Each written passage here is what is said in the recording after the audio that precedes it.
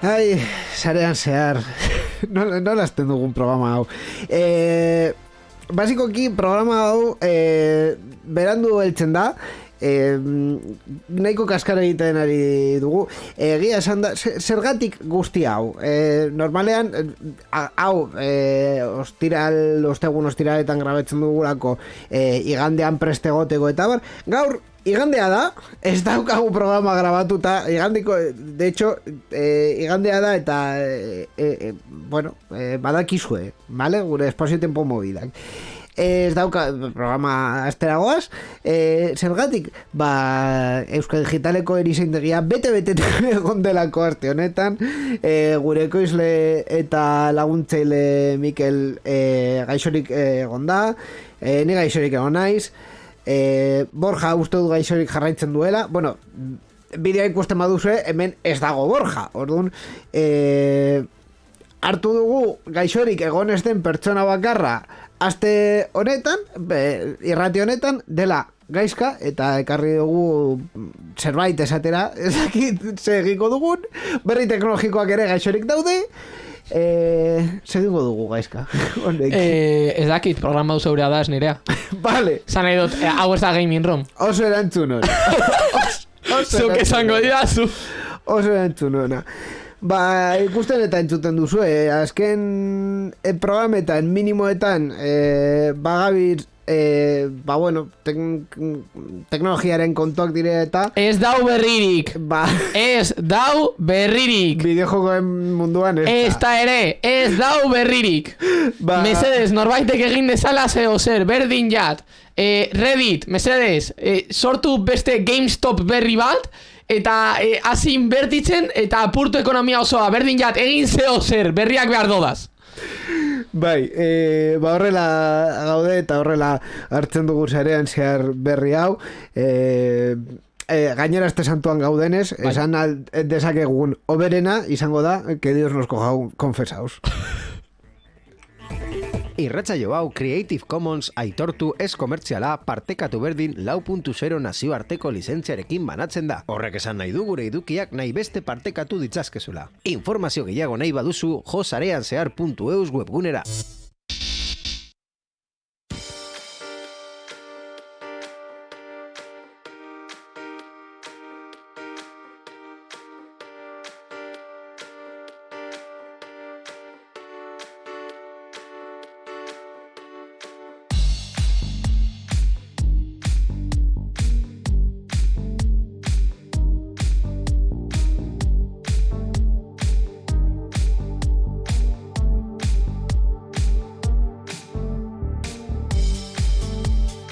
No, gustatzen zaizkion gaizkari nire sintoniak, bueno, gure sintoniak. Musika, jendea, musika bizitza da. Eta ez basauziados, ez dekosue, ez dekosu kriteriorik, oza, ez dekosue, zuzenean, jazta. Horrela da.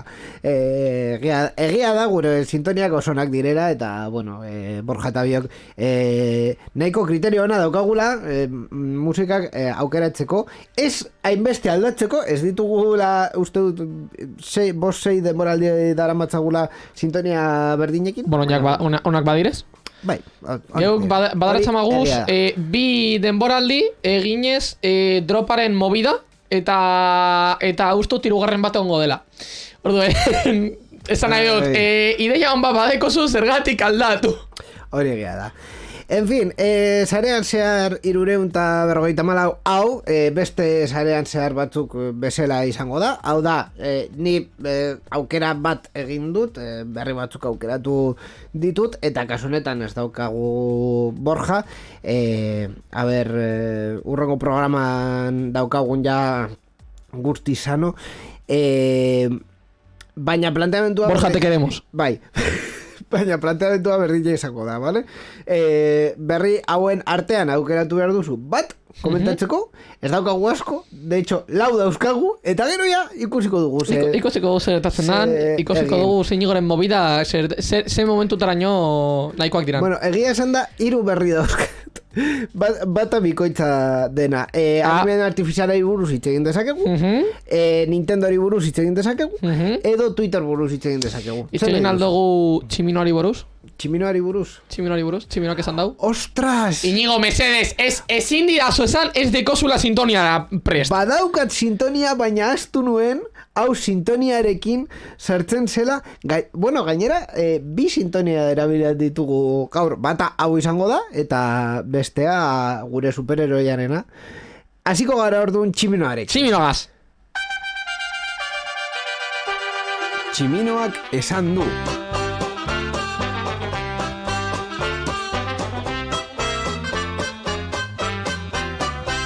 Esan baino aste honetan Tximinoak ez du ezer esan, baina egin badu Twitterren Substack plataformaren estekak arriskutsu gisa markatzen hasi dituelako eta edukiak partekatzeko gaitasuna mugatzen duelako.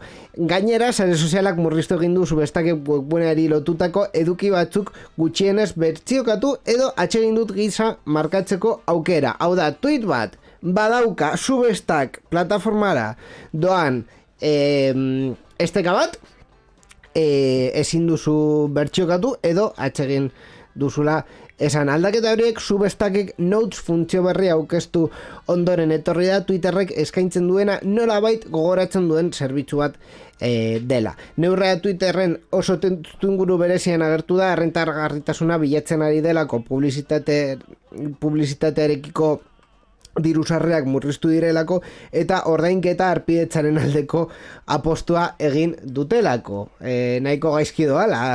Ere, gainera azken hilabetetan sare sozialak beste neurri polemiko batzuk hartu ditu, kontatu ditugun batzuk, adibidez Mastodoneko kontuak eta kasetariak etetea edo bede apiaren lotutako aldaketa garrantzitsuak aplikatzea.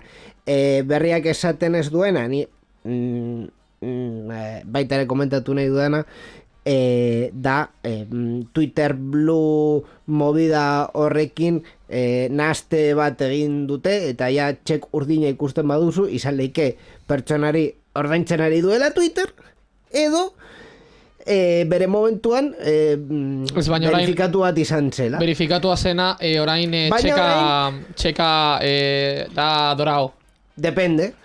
Depende. Aurrezkoa, zeba. Depende. Twitterreko verifikazioetik pasaba dira, bai, baina akontu batzuk jarraitzen dute txek urdinarekin, eta inork ez du...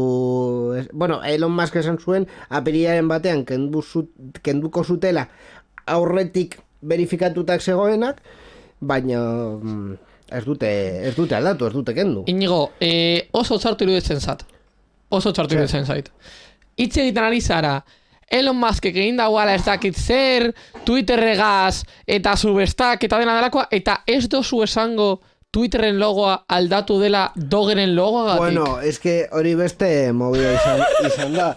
Egia esan da, ez dut berri konkreturik topatu horri buruz, baina egia da ere... Uste du gaur egun gaur egun kenduta dago, bai. Ointxe bertan behitot. Vale. Ondo da jakitea. Baina aste honetan zehar Twitterren txoria egon Twitterren txoriaren ordez bazegoen hor Dogecoinaren simboloa hor zegoen jarrita. Hau benetan meme bat dela eta en fin, txampon hau berez meme bat da. Bai, txampona meme bat da. Osa, da, lehen esan dodan Redditaren asuntoa, oso antzekoa. Dekogu Dogecoin, Dogecoinen balioa, ointxe bertan, uste dut erosi aldo zuz, €1 bategaz, 11 Dogecoin edo. Eta gauza da, ez dakit zehazki zergatik egin da ben, irudia ikusten. Basikoki, amendeko zuen, baina... Hori jarri du txoriaren ordez. Zergatik? jende askok suposatzen du egin duela bere momentuan Elon genekien zeukala txampon honen nahiko diru eta suposatzen da edo komentatu da hau egin duela balio txampon horren balioa igotzeko, bera saltzeko eta berriz ere merkatua aldatzeko.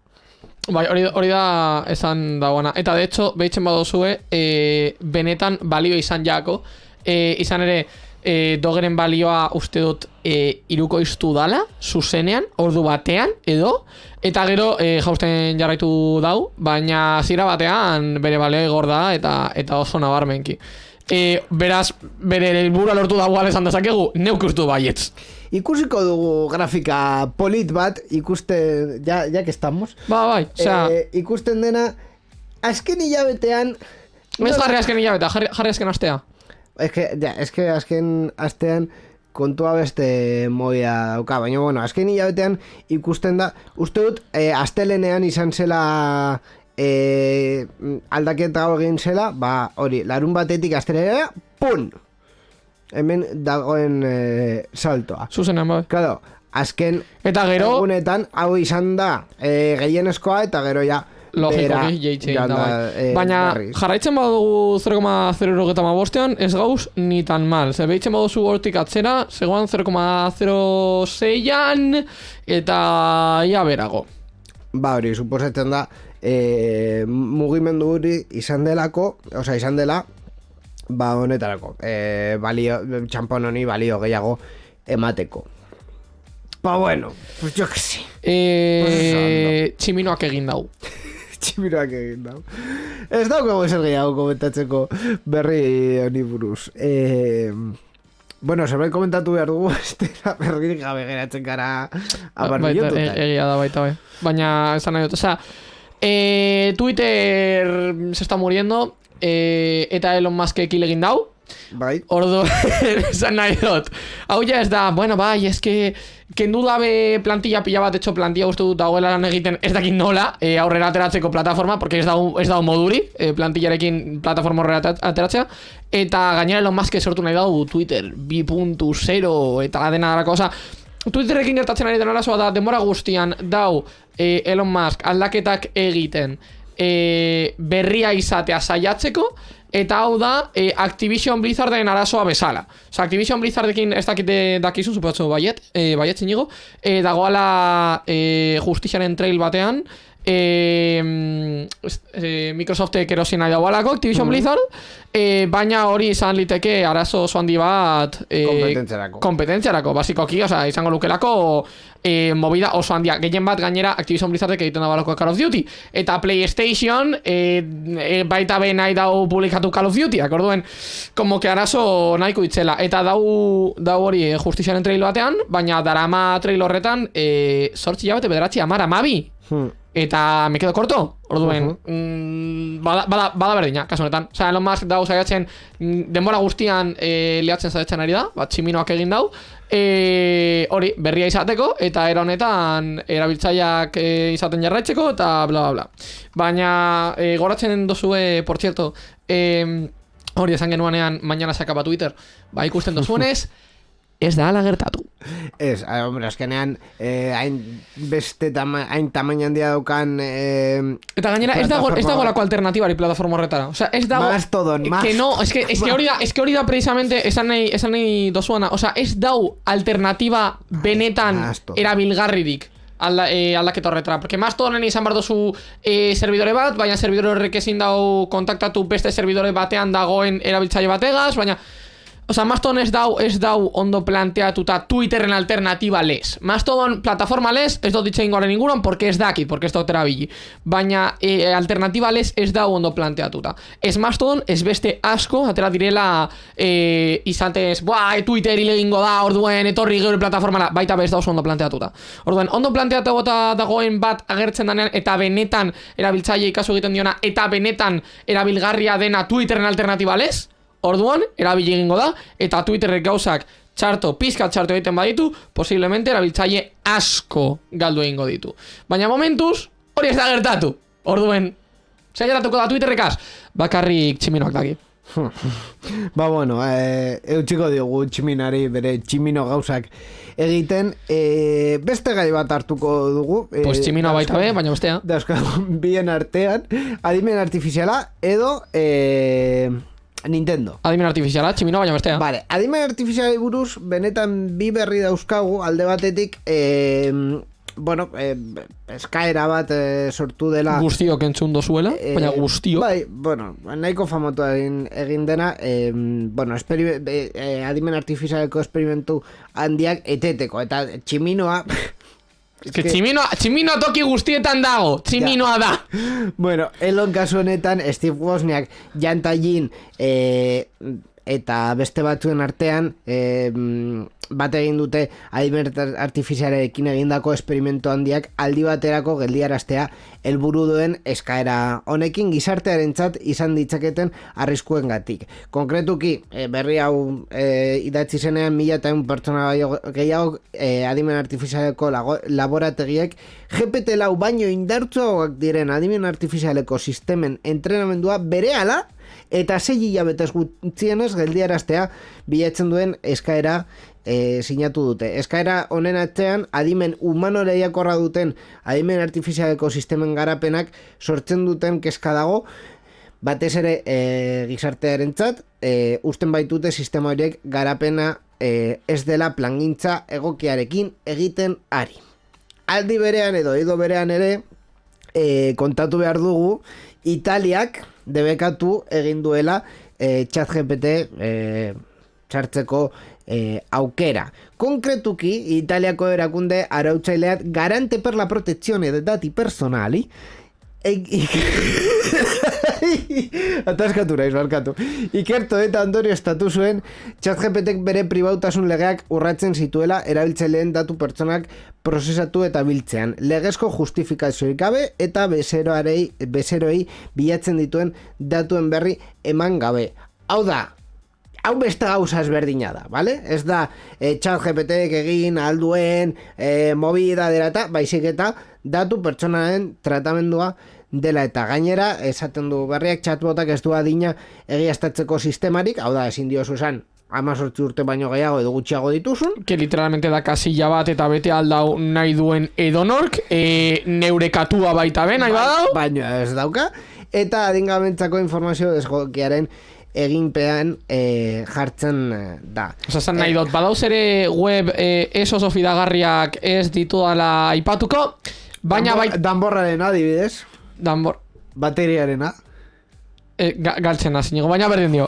Gauza da, badauz ere web ez oso fidagarriak, eta adingabetasunaren froga da zuzenean botoi bat. Claro. Bai, 18 urte dodaz, botoi erraldoi baten ematen diozu, eman aldion eurekatuak nahi badau. Ez dekot katurik, berdin jat, eman aldion eurekatuak nahi badau, eta saltu egingo da web horri alde hori ikustera. Claro.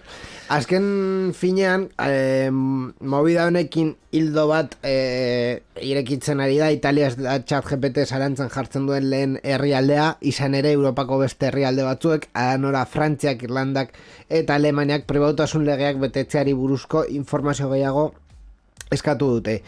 Ursula Patxi, Europako kontsumitzaileen antolakunderako zuzendarordeak Europar Batasunari ohartarazi dio adimen artifiziala arautu behar dela gaur egun lanean ari diren adimen artifizialeko legea ez baita aplikatuko 4 urte barru arte. Claro, hori egia da, legeak kostatzen direlako idaztea eta claro. Oiek. Baina eske adimen artifiziala dau evoluzionatzen abiadura estralurtar batean, baina gitxienez. Osea, etorria uste dut Elonek esan nahi dauana, baina ez nago berakin ados, así que es lo que hay. A ver, es que... baina egia da, osea, abiadura dela nahiko potente, eta legea ez da, ez deko hain abiadura. Horregatik lehen esan dut bi gai daudela hemen. Alde batetik, azken berri honetan tratatzen nahi duguna da datu babesei buruzkoa. Hau da, zu jartzen duzuna ChatGPTen nola erabiltzen du, eta zertarako, eta gordetzen duen edo ez. eta beste partetik dago teknologia beraren evoluzioa. Gai honi buruz... Dela, azkarregia legearentzako. Edozein teknologiaren evoluzioa eskarregia da lege batentzako lege bat aurrera emateko urte bat, gutxi gora bera urte bat eta erdi behar delako. Osea, hori impepinable. Hortaz aparte, honi buruz enredandon zuere hor zinela komentatu genuen, azkenean teknologiaren aurrerapena historikoki horrela izan da. Hau da, norbaitek ideia oso on bat izan du, martxan jarri du, eta tera egin da, eta eta badao. Orduan, arriskutsua da adimen artifizialaren aurrerapena? Depende. Izan claro. liteke. Izan liteke, hau da, adimen... Depende zein helbururekin egiten dan, sortzen dan. Claro, adimen artifizial hori erabiltzen bada, adibidez lanpostuak kentzeko, edo beste pertsona batzuei kalte egiteko, edo ez dakit, fake news sortzeko, bai, baina eske, claro, hau erraminta bat da, eta erraminta guztiak bezala, labanak bezala, gauza txarrentzako erabili aldituzu. Osea, eske, diskurtza hau, ja, hainbat aldiz, hainbat teknologiai buruz esan dut ja, nekatuta nagoela, honi buruz hitz egite. Osea, eske sare sozialekin berdin gertatzen da. Bai, sare sozialak kaltegarriak izan daitezke? Claro, erraminta bat direlako. Guztia kaltegarria izan daiteke, baina guztia edo zer, berdin jat. Hor botilla hau kaltegarria. Ba, bai, aireportuetan egiten dizute ezin dozula bete traman edo incluso futbol zelaietan ezin dozu tapoiagaz sartu, porque bestela bota aldozu eta norbaiti jo. Claro. Ez que edo zer kaltegarria izan daiteke, baina berdin jat. Claro. Berdin jat. Platanoak kaltegarriak izan daitezke, bai, jaten badozuz 300 platano, hile ingo zara potasioaren erradioagazioatik. Baina uste dut, horrez gain, beste arrazoi batzuengatik, llámame loko, 300 platano janda, hil zaitezkela. Adibidez. Llámame loko. Baina, claro, es que guztiak kaltegarria izan daiteke. Claro. Behar dugun bakarra da legeztatzea, baina, claro, legeak denbora behar dau, eta adimen artifizialak ez. Orduen, hori da movida. Esango dizut ere, nire ikuspuntutik, legeak denbora behar izatea ez dela txarra. Hau da, azaltzen naiz. Salduko du movida. Lege bat egitea, osea, lege bat egiteko, zerbait regulatzeko, neurriak jartzeko edozein kontuan, edozein gauzari buruz, ikusi behar da, eta aztertu behar da oso ondo, bere abantaiak, bere desabantaiak, eta legearekin zer konpondu nahi den. Hau da. Eta bere beharra, logikamente. Claro, basikoki, bere beharra. Lege batekin erregularizatu nahi dugu zerbait. Bai, baina erregularizatzea esan nahi du arau bat behar dela hori funtzionatzeko. Kasu batzuetan edo kasu askotan ez ditugu legeak espezifikoki behar gauza batzuetarako. Orduan, lehenengo, kontu honetarako lege espezifiko bat behar da, bai edo ez. Eta hortik aurrera, ze estali nahi dugun lege horrekin. Orduan, claro, se estaltzen badugu zeo zer, baina beste zeo zer kaleratzen bada, amigo, arazoak datoz! Claro, eta... Vacíos legales. Eta horretaz aparte, teknologia bat justu bere hasi momentuan badago, benetan aztertu alda zein den teknologia horren emaitza, ondorioak, eta bar. Ez. Ba hori da nire claro, ikuspuntua. Orduan, lege bat egin nahi baduzu, agian pizkatin txoin behar baduzu, ikusteko gizarterako hori kaltegarria den edo ez, eta ze estali behar duzu. Edo zer arlotan dan kaltegarria, edo zer ataletan dan kaltegarria, porque ChatGPT dekos abantaia pilla, baina pilla.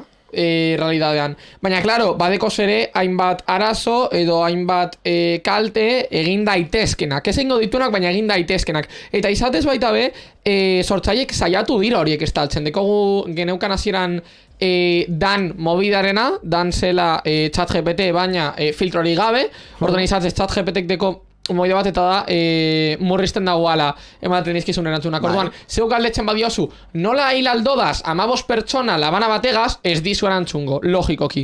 Edo, bueno, espezifikoki labana bategaz. Bueno, berdin jat, moia da, esango dizula, mesedez, jun psikiatriko batera. Baina, karo, dan honekaz, ez zegoen modurik, hori egiteko. De hecho, neu saiatu nintzen hori proban jartzen, eta galdetu nire eta goratzen daut, nola saltu al neban jirafa bat oskailu batean. Que zen memearen asuntoa, hori guztiok ezautzen dugu txistea. Baina neu galdetu nion, seriamente, nola sartu al neban jirafa bat oskailu batean. Spoiler, esaten dutzu baietz, sartu aldala. Eta esaten dizu, bai, izatez, sartu izango litzateke porque jirafa baten volumena da tanto eta oskailu baten kapazitatea da tanto. Baina, etikoki eta moralki eta jun psikiatriko batera hori ez da ideia oso ona. Porque deituko diot alpeta. Orduen, mesedes, no. ¿Vale? No. Hori izan zan bere erantzuna. Baina bai, lehen zegoan dan mobidak, gero murriztu zuten sortzaiek, izan uste dut gaur egun ere sartu alzarela dan mobida horretara, eta dan izatez da filtrorik gabeko ChatGPT. Orduan, zeu galdetzen badiozu, non erosi aldot 9 milimetro bat, eta non da jende gehien pasatzen den tokia Kalifornian eguazten batean, hilal izateko guztiak, esango dotzu, osea, erantzungo dotzu. Orduan, hori murriztu zuten, porque, logikamente, moralmente, esan ideia oso ona. Orduan, naiz eta hori kendu, badeko susteot moduak, modu horretara heltzeko. Ez dakit nola, eta ez dut jakin nahi. Baina, izatez, uste dut existitzen dira. Orduan, bai, limitazio horik, arriskuaren aldetik badauz, eta sortzen ari dira, eta logikoki deskubritzen direna ala, haren kontrako moduak sortuko dira baita be, baina karo, ezin dozu jakin, norbaitek ez badau galdetzen. Eta zeuk ezin dizkiozu galdetu 10.000 gauza super kontroversial, eta behitu zeinetan faiatzen dauan, porque horretarako barko zenituzke urteak, eta ez dekosuz urteak. Orduan zer egiten dozu, mostrarlo al público y ir arreglando. Eta hori da guztiak egiten da baina. Orduan, bai, logikoki ChatGPT izatez jarraitzen dau beta batean. Ez que jarraitzen dau beta batean. Osea, jarraitzen dauen try ChatGPT. Ez da erabili, da try. Orduan, oraindik ere jarraitzen dabe modeloa afinatzen eta puntua jartzen, eta oraindik ere jarraituko dira arazoak agertzen, eta jarraituko dira arriskoak agertzen, eta badauz 1000 gauza hori aldatu behar direnak, hori navegazioa edo bilaketa edo dena delakoa seguro izateko. Baina, karo, sortzen baduzu legea de base, gero gertatuko jaku, eta konparazio hau da txarrenetarikoa, baina berdin jat, gertatuko jaku hori COVID-aren pasaportea bezala. Zenbat denboran egon zen aktiboan? 2 hilabetez. 2 hilabetez. Eta behar zenuen gauza guztietrako, neuk vinkulatu behar izan neban kiroldegiko txartela eta bonoa pasatu alizateko, pasaportea pasatu alizateko, bestela blokeatuta egoan eta dena delakoa, 2 hilabete. Orduan, claro, agian te lo piensas, porque sortuko duzu lege bat esaten dagoena, no, eski implementatu behar da behau, eta literalmente zuzenean modelo berriek implementatuko dabe de base. Eta zeur legeak ez dau esartako balio. Horregatik legeak sortu baino lehen, pentsatu behar da ondo zertarako nahi ditugun. Eta guztia komentatuta, uste dut beste eduki batera sintoniarekin pasatuko gara. Eko sintonia berri honetako? Ez. Orain azalduko dizut zergatik Nintendoko berri hau sintonia honekin doan.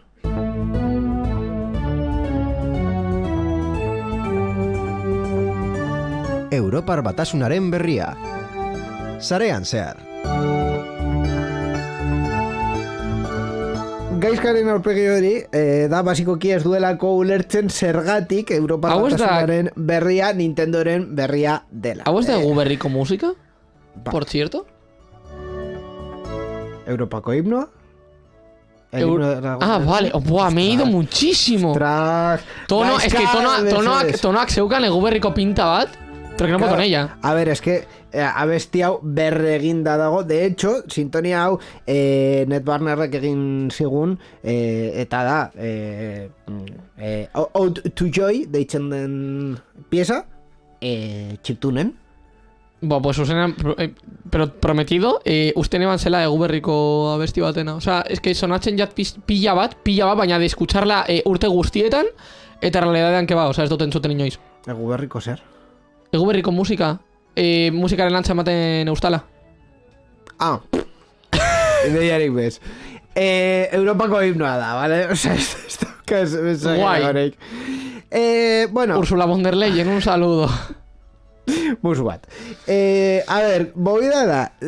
Alde batetik, Nintendo agarri duela, konponduko duela Nintendo Switcheko driften arazoak baita, 36 hilabeteko bermea amaitu bada ere, eta arazoa produktuaren igaduratik bada ere. Neurri hori Nintendo Switch Lite konsolari ere aplikatzen zaio, eta esparru ekonomikoaren barruan, erresuma batuan eta edo Switchan produktua erosi duten kontsumitzaileentzat eskuragarri dago. Nintendo, eta sortzen badozuz Joy-Conak ez dekotela Joy-Con Drift? ¿Y arreglado?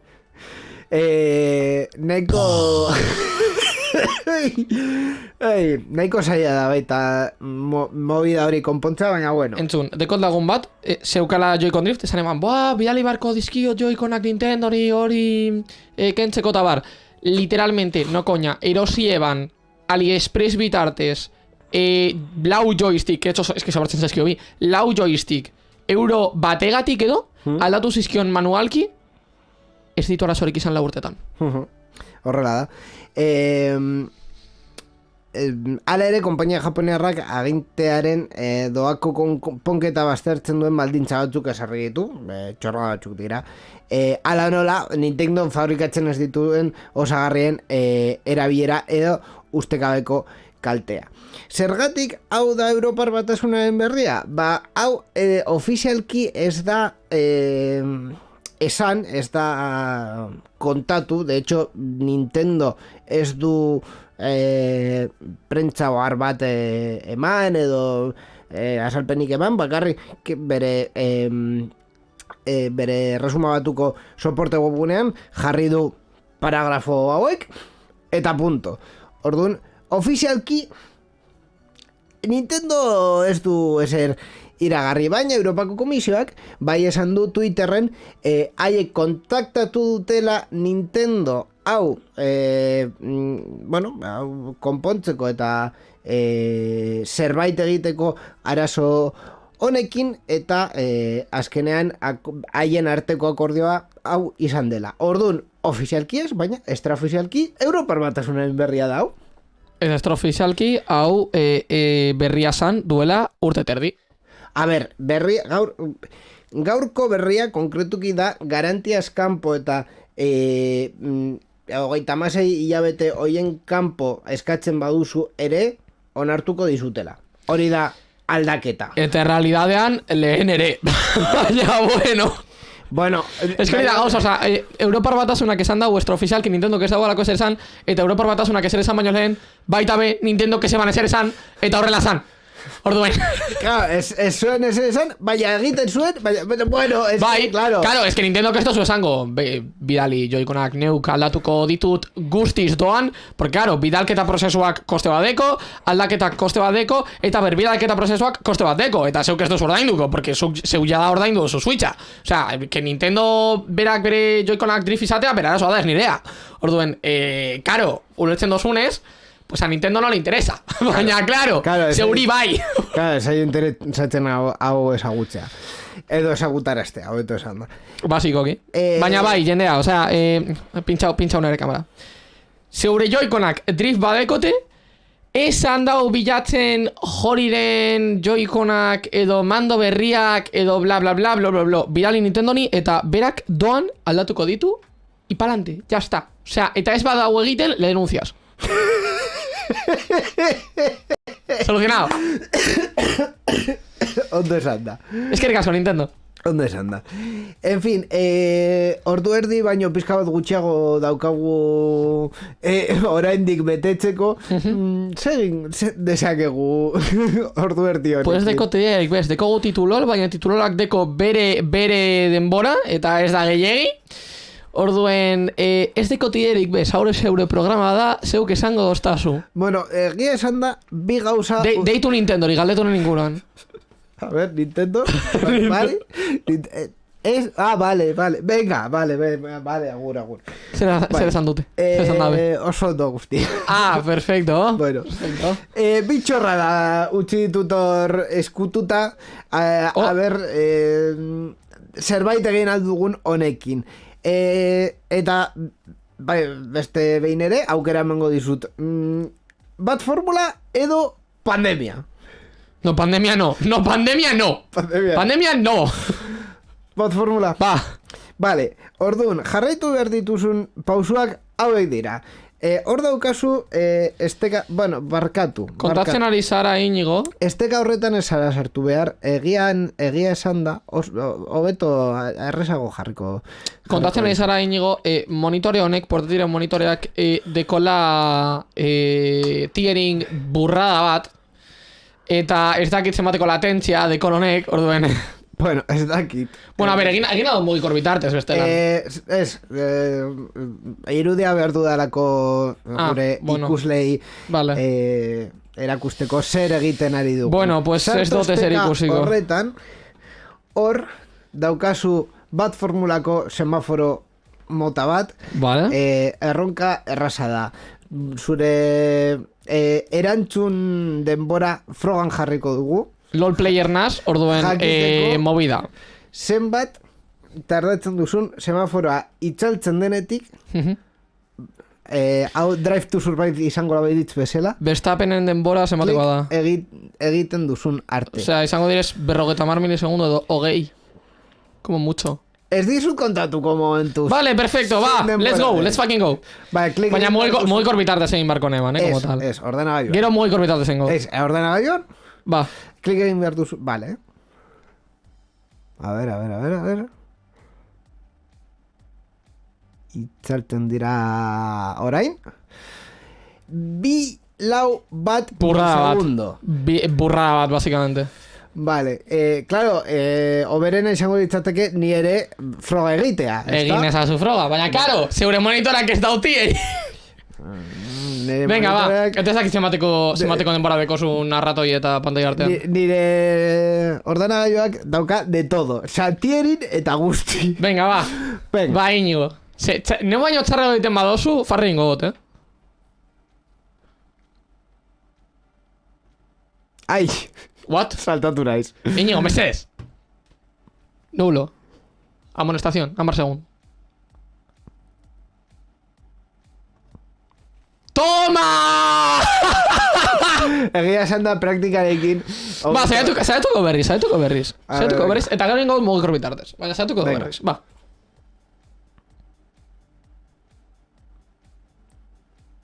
Tentsi momentuak. Hala! What? Zergatik lehenengoa tardatu dau pila bat eta honek ez? 2:23 segundo. Ni baita beste bi froga bingo ditut. Eta listo. Virusei? Da pizka gutxiago? Venga. Eta nire Zeretzan da. Claro, es que denbora uste dutala aleatorio, no? Bai. Bosgarren semafora pizten denetik. Itzaltzen den arte, denbora aleatorio. Formula bateko normatibak esaten du segundo bat baino gehiago eta 2 segundu baino gutxiago izan behar dira. Baina aleatorio da. Vale. Es que lehen tardatu dau como bost edo. Venga, azkena.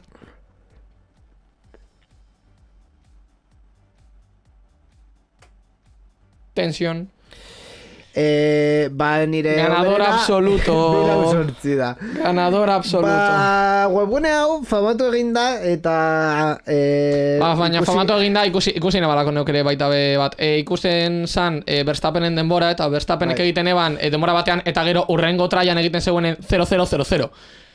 Que hori zen edo glitch edo dena ez dakit zer izan zan, baina que no tenía ningún tipo de sentido. Bai, Verstappen bere bideoan eskuratzen du 219 milisegundoko Close. Eta hau Muy da close. basikoki formulako gidariek entrenatzen dutena. Nor da azten dana beti con las bolitas de esto? Gasly. Normalean telebistan agertzen dena bi tenis bolekin egiten horrela. Gasly da. En fin, reflexis. Bai. Ba, bueno, hau zen denbora pizkat betetxeko txorrada. Bestea pandemiaren ez duzu komentatu nahi, ez? Bueno, komentatu nahi badozu, baina eske... Bueno, zuko goratzen duzu Clubhouse aplikazioa non geratu zen? Zer da Clubhouse? Horrekin uste dut zeure erantzuna eman da goala. Honekin... Ai, hilko naizela zuzenean. Ai, ama. Honekin, titulol. Titulol berezia daukagu ere, gaizkak esan didalako, mesedes nire pantalla erakustea behar dut. Orduan, erronka bat daukazu, gaizka dela, zure pantalla erakutsi alduzula, baina baita ere gure podcast entzulentzako lehen bizpairu momentutan isilik geratu garela, ba, gure podcast entzulentzako ere, azaldu behar duzu, ze erakusten ari duzu. Claro, es que lehen egon gara testak egiten, eta karo, entzulentzat, pues jaja, silencio. Baina, karo. Vale, ba, ikusiko dugu titulol. Orduen, titulola erakutsi baino lehen. Vale? Erakutsi baino lehen. Zein da titulol? Titulola izatez, ez da, jaja, berria impresionante surrealista, da ikusiko doguzan gauzak nahiko surrealistak direla. Orduen, rekomendazion personal, ikuste, entzuten ari basari podcasta, iBooksen edo Spotify edo dena delakoa, pausatu momentu baten, jun youtubera, ikusi atalau, eta gero bueltatu nahi badozue. Porque benetan hau ikustea da nahiko interesgarria. Zergatik, ikusiko duguna, izatez, direz, irudi surrealistenak, Espainiaren irudi surrealistenak, Daliren bitartez sortuak. Orduan, eskatu dizkiote pron bitartez Daliri irudi batzuk, eta direz, mezkla superarraroak.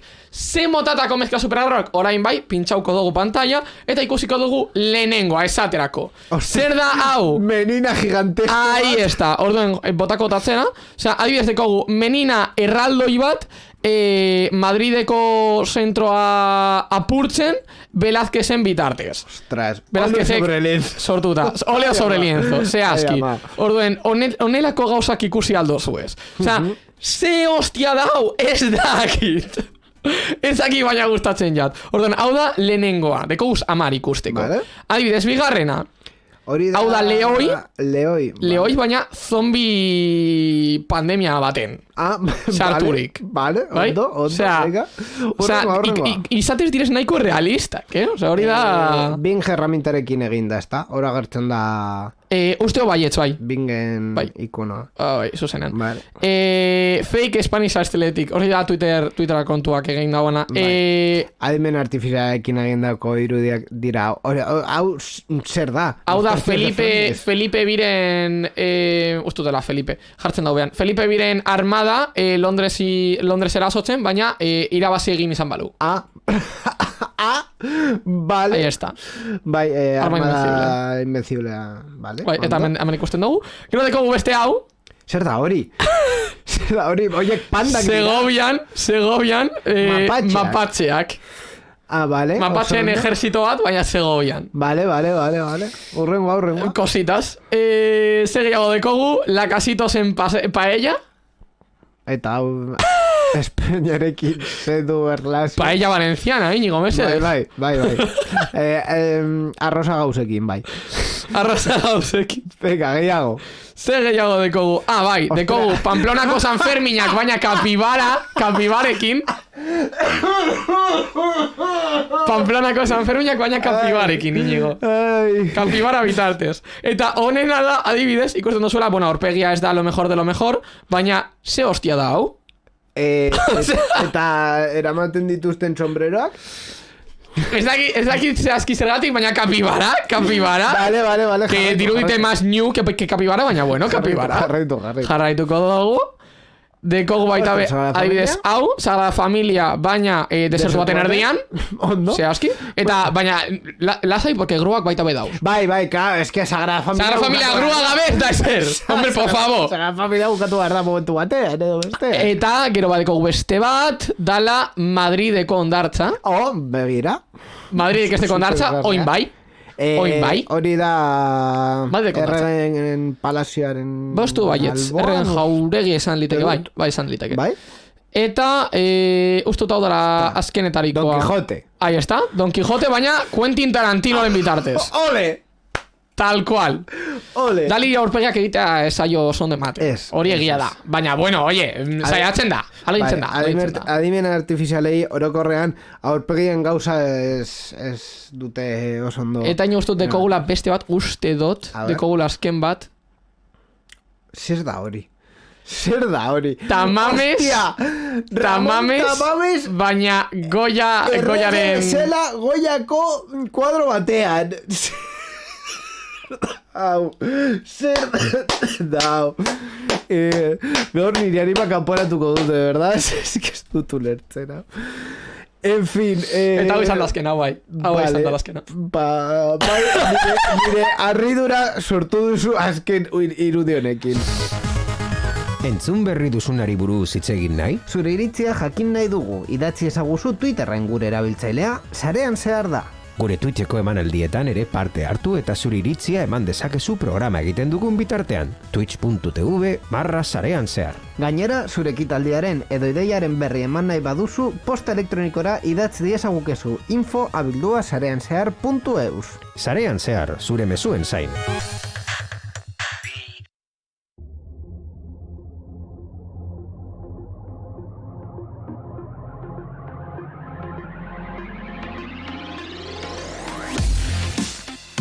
Ikusi